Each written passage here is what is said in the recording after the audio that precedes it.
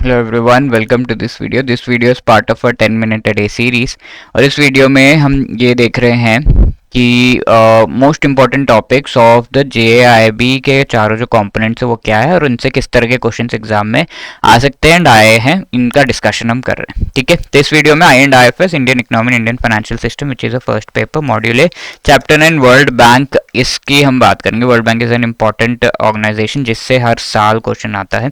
Okay, तो world bank का establishment क्यों किया गया था, what was the need? Firstly world bank as we have seen 1944 के टाइम में एस्टैब्लिश किया गया था, कॉन्फ्रेंस की गई थी इंटरनेशनल एंड उसमें जो कि ब्रेटन वुड्स न्यू हैम्पशायर में वहां पर किया गया था। तो the main need is to rebuild western Europe, ठीक है, reconstruction, because initially it was called what IBRD international bank for reconstruction and development, ठीक है, एंड डेवलपमेंट इस तरीके से एस्टैब्लिश किया गया था, ये एस्टैब्लिश किया गया था, which later on became part of the World Bank and इसे वर्ल्ड बैंक ग्रुप मान लिया गया एंड IBRD को इसका पार्ट बना दिया गया। ठीक है, तो वेस्टर्न यूरोप का mainly western Europe devastated in the second world war, तो उसका reconstruction was the main M for establishing world bank. ठीक है, apart from the development of all other countries, ठीक है, वर्ल्ड बैंक 2 के टाइम पे, and इसे WB भी कहा जाता है। अब वर्ल्ड बैंक को लेटर ऑन IBRD को लेटर ऑन वर्ल्ड बैंक कहा जाने लगा एंड इसे एक्चुअली वर्ल्ड बैंक ग्रुप कहा जाने लगा, बिकॉज वर्ल्ड बैंक में 5 एसेंशियल इंस्टीट्यूशंस इंक्लूड हो गए थे for different purposes. The first institution that was included was in 1956 और ये इसका नाम है इंटरनेशनल फाइनेंस कॉर्पोरेशन। ठीक है, इसे प्राइवेट सेक्टर इन्वेस्टमेंट्स को प्रमोट करने के लिए लाया गया था और इंडिया इसका एक फाउंडिंग मेंबर है। जब 1956 में इसे एस्टैब्लिश किया गया था, India was present. India single largest country exposure भी है। ठीक है, IFC is international finance corporation, तो ये फाइनेंस कर रहा है, तो ये कमर्शियल बेसिस पे वर्क करता है। ठीक है, प्रॉफिट कमाने के लिए मेनली वर्क करता है एंड इंडिया को भी इसने काफ़ी सारे लोन्स दिए। In fact India is on number 1 in this.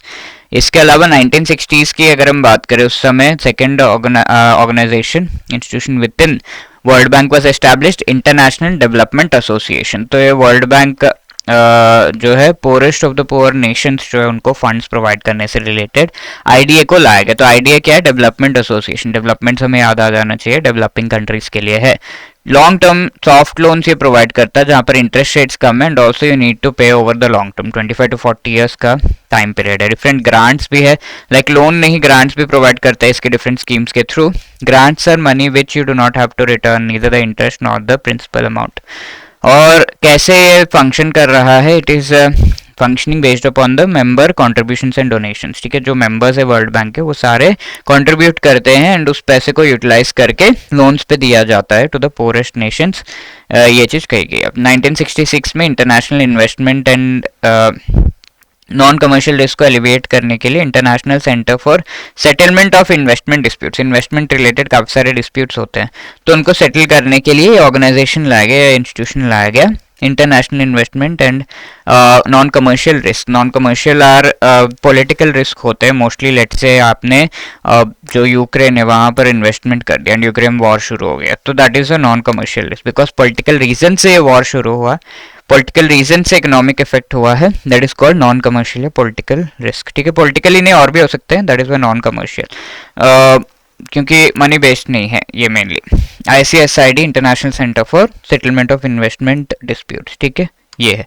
अब 1970s में रिकंस्ट्रक्शन तो हो ही चुका था, वेस्टर्न यूरोप रिकंस्ट्रक्ट होकर अब डेवलप्ड कंट्रीज भी बन चुके हैं, तो उसे वाइंड अप करके poverty, ending poverty became the main aim of world bank. Now the other institution which was established by as part of this world bank was MIGA। ठीक है, मल्टीलेटरल इन्वेस्टमेंट गारंटी एसोसिएशन, तो ये agency, sorry, तो ये जो है MIGA क्या है? इन्वेस्टमेंट गारंटी एजेंसी है। जो भी इन्वेस्टमेंट्स किए जा रहे हैं by different countries in poorest of the poor countries, उसे गारंटी करने का काम। यानी कि let's say there is a poor country, there is a rich country. अब ये रिच कंट्री पुअर कंट्री में इन्वेस्टमेंट क्यों करेगा, यहाँ के एंटिटीज क्यों करेंगे? हाँ ठीक है, थोड़ा मार्केट स्कोप दिख रहा है, बट फिर भी they will think that this is a risky thing, risky situation. तो इस रिस्क को कम करने के लिए एंड इनको प्रोत्साहित करने के लिए कि make more and more investments, we came up with MIGA। अब ये MIGA क्या करेगा? कहेगा कि तुम इन्वेस्ट करो, I will take the guarantee, investment guarantee. ठीक है, and if at all there is any issue I will make the payment. तो दैट इज मेगा. और इंडिया जो है इट इज एक्चुअली, अब ये IBRD को वर्ल्ड बैंक का पार्ट बना दिया गया, तो 5 IBRD, IDA, IFC, ICSID and mega. तो ये IBRD, IDA एंड IFC का फाउंडिंग मेंबर रह चुका है इंडिया. ठीक है, मेगा का फाउंडिंग मेंबर नहीं है एंड ICSID का मेंबर ही नहीं है इंडिया. तो प्लीज रिमेंबर दिस. ठीक है, 1988 में ये लाया गया. And now if we see how are these things functioning, financial contribution के बेसिस पर, वोटिंग राइट्स के बेसिस पर, एंड फंड्स ये इंटरनेशनल क्रेडिट मार्केट से रेस करते हैं, इंटरनेशनल मार्केट से फंड्स रेस करके उन्हीं फंड्स को यूटिलाइज करते हैं. ठीक है, तो this is one question that has been asked in June. Please try to answer this question. And ये क्वेश्चन पिछले सेशन में हमने देखा था IMF रिलेटेड कि उसके फंक्शंस क्या है. सर्वेलेंस और member economic policies, yes. Temporary balance of payment को नीड्स को जो है फुलफिल करता है, यस. इंडिया को किया था 1991-92 में, the balance of payment issue आ गया था. We did not had the sufficient balance of dollars to make the payment. तो उस टाइम पे डॉलर्स किसने दिया था? IMF ने.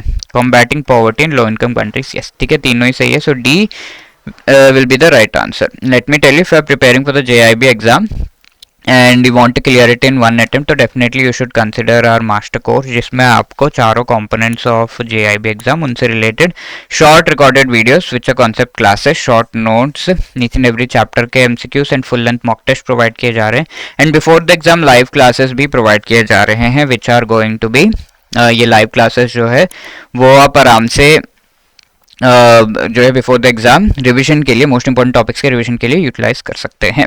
Okay, so you can use the code JIB75 to get 75% discount on these courses. So hurry up and you can get the link in the description, right. इसके अलावा कोई भी आपके queries you can call on this number या drop a mail at hello@edutap.co.in. Okay, wishing you all the best. Thank you so much.